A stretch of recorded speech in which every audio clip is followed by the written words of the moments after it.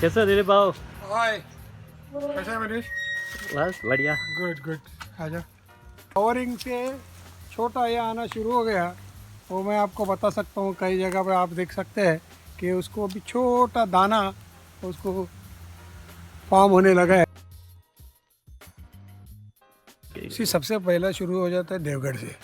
Deogarh is a main ये है, क्योंकि क्या देवगढ़ जो बस गया है, it is on the both creek side में। तो क्रिक साइड में वो क्रिक के ऊपर है वो आम का फसल। बाकी जगह से 1 महीना पहले आ जाती है, शुरुआत होती है। फिर वो अंदर अंदर चली जाती है, मीन सी से अंदर। जैसा जैसा आप अंदर के जाओ तो वैसा वैसा वो दूर दूर तक उसका डेज बढ़ते जाते हैं।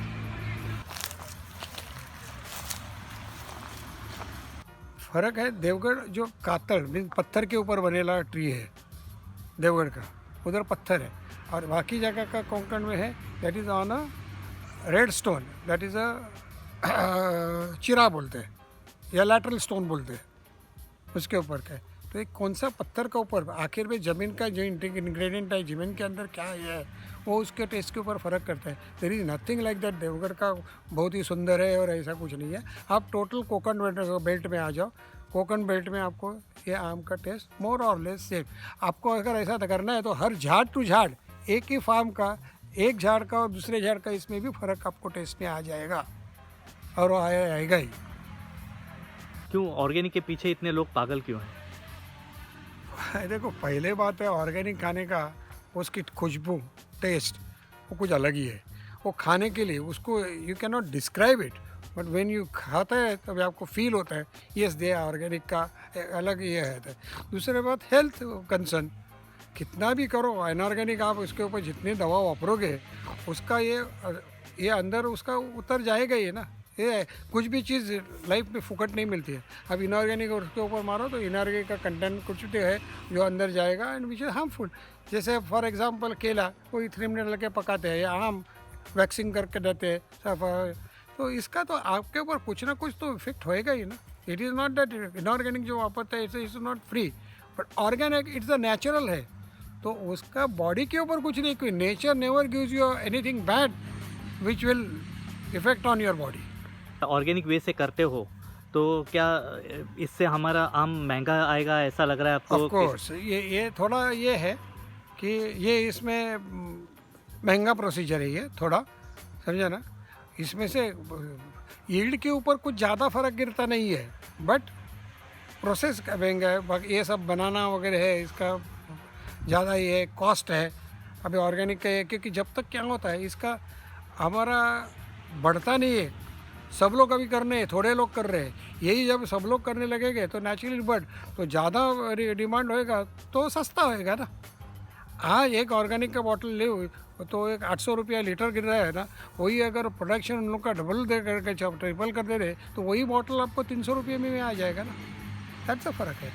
तो ये सस्ता हो जाएगा, खाली सबने करना मांगता है। सबको हेल्थ कॉन्शियस अगर हो जाएगा तो ये सब हो जाएगा, सब लोग ऑर्गेनिक पे आ जाएंगे। मेन थिंग जो फार्मर जो वापरता है वो जब भी इनऑर्गेनिक थिंग ये करता है तो उसका इनऑर्गेनिक दवा का भी उसका बॉडी के ऊपर इफेक्ट हो जाता है।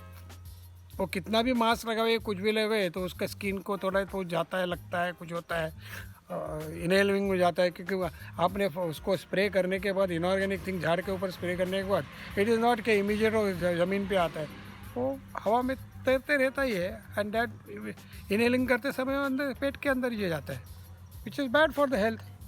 ना इधर अभी ये देखो, आप देखे ना काजू आना शुरू हो गए। एक ही लग रहा है इसमें एक हर झाड़ को एक रहेगा, तो। हाँ। तो जो भी उसका जो आता है हाँ। कीड़ा इंसेक्ट्स वगैरह और सब उसमें नहीं है।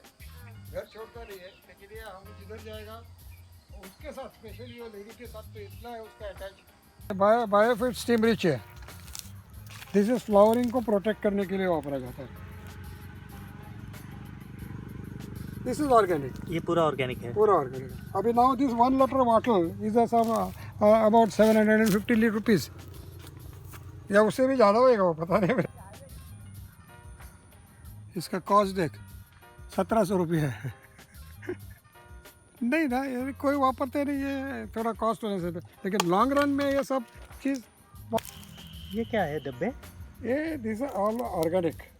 This organic is used for a different kind of this. जैसा देखो ये है मिल्को. So अब ये मिल्को जो है ना वो वहाँ पर तक इसके लिए क्या है तो इसके ऊपर के जो इंसेक्ट्स आ जाते हैं अलग अलग किस्म के वो इंसेक्ट्स के लिए वो वापरा जाता है. मिल्को मेनली द फ्लावरिंग जो होता है फ्लावरिंग के ऊपर जो कीड़ आता है इंसेक्टिसाइड जो रस शोषक कीड़ बोलते हैं उसको उसके लिए मिल्को वापरते हैं. इसके बाद में ये दमन है. दमन इंसेक्टिसाइड है. वरुणास्त्र इंसेक्टिसाइड है. Wipe out for the grasshopper mainly but other insects also die because of that. साल में कितना अपने को आम इस साल मिलेगा? में आम का आप खुद ही देख रहे हैं हालत क्या है खराब कितनी है वो समझा.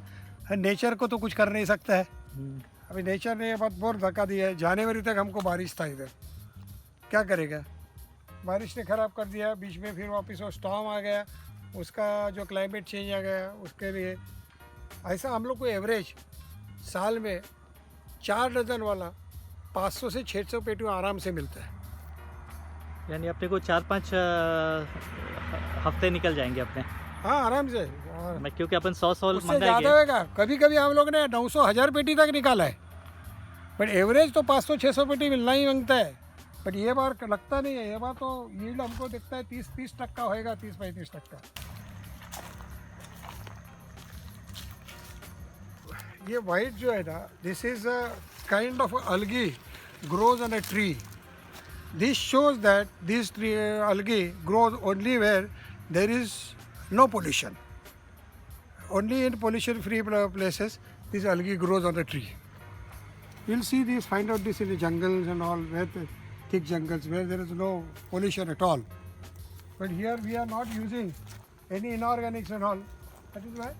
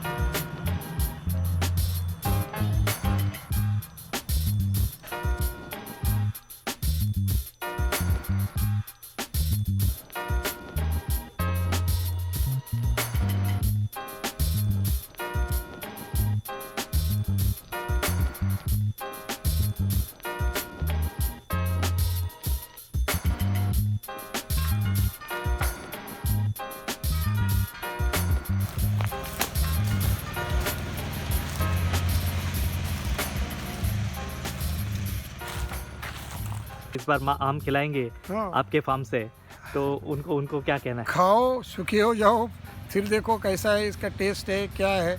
एक बार खाओगे तो आप अगर दूसरा अगर इनऑर्गेनिक खाओगे तो आपको फ़र्क को मालूम पड़ेगा and you will find out.